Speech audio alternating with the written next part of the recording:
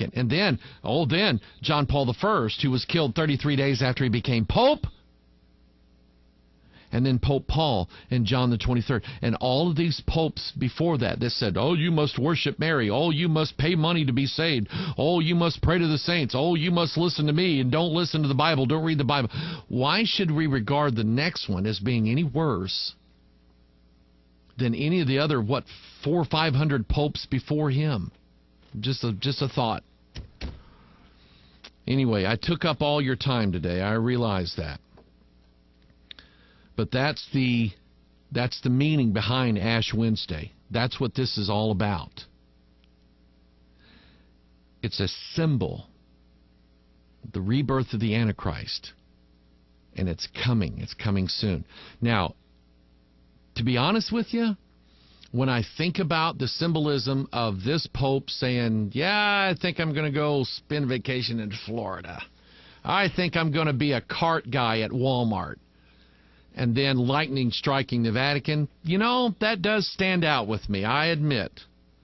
So we'll see. Boy, I appreciate you listening.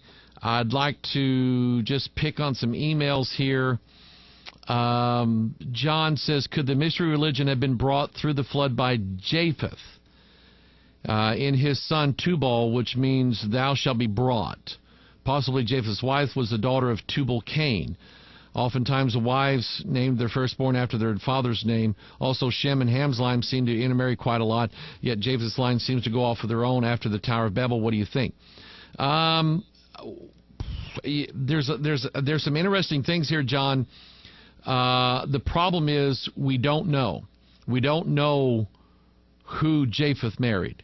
There's no way that we could ever find out whether or not Japheth's wife was from Tubal-Cain. There's just no way of knowing. It doesn't say it in the Bible. If it doesn't say it in the Bible, it doesn't exist.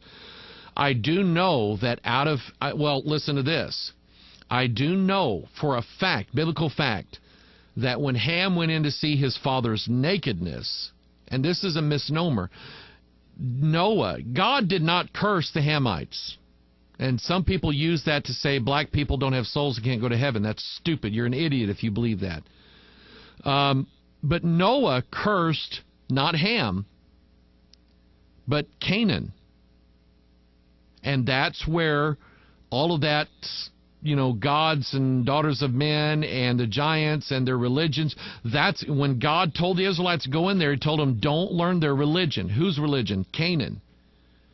And so there's something that kind of tells me that it passed through the lineage of Ham to the Canaanites.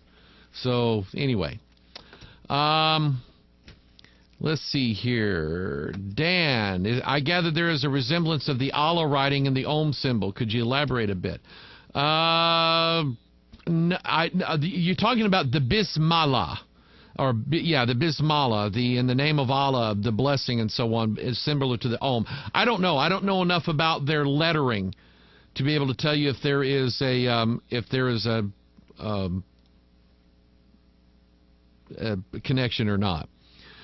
Lisa brings up a good point here. Does the white smoke and black smoke of the Vatican have anything to do with the white fire and black fire of the Kabbalah? You know what? That's pretty good. That's pretty good, Lisa. It just might well be. I appreciate that one.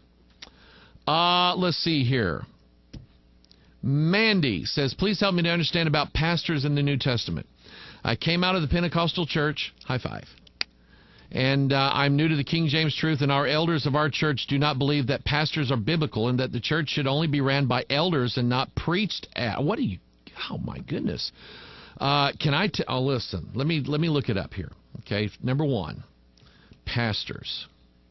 God said, Jeremiah 3:15, I will give you pastors according to mine heart, which shall feed you with knowledge and understanding. So that's the first thing. Secondly, Ephesians 4:11, and he gave some apostles, and there were 13 of them, and some prophets, and some evangelists, and some pastors. It is the office of bishop. And here's the thing. There must always in every church be a final authority. And that authority is the bishop, who is under the authority of the final authority of the Word of God. If you have a situation where the church has done away with that final authority, in other words, a man who stands as the shepherd or the blockade against the devil, when you smite the shepherd and remove the bishop out of that office of a church, guess what happens to the sheep? The devil can come in and scatter them. He can feed them false doctrine. And so any place where I'm hearing that a church is getting rid of the single authority in their church and replacing it with like a board or a group of guys, I see Jezebel working there because she hates a man who is in authority. She absolutely hates that. She hated Naboth because Naboth was in authority over his vineyard, and she couldn't do anything about it. That's why she had him killed. Anyway, good question. Thank you for bearing with me today. I hope you enjoyed it today. I hope you learned something today.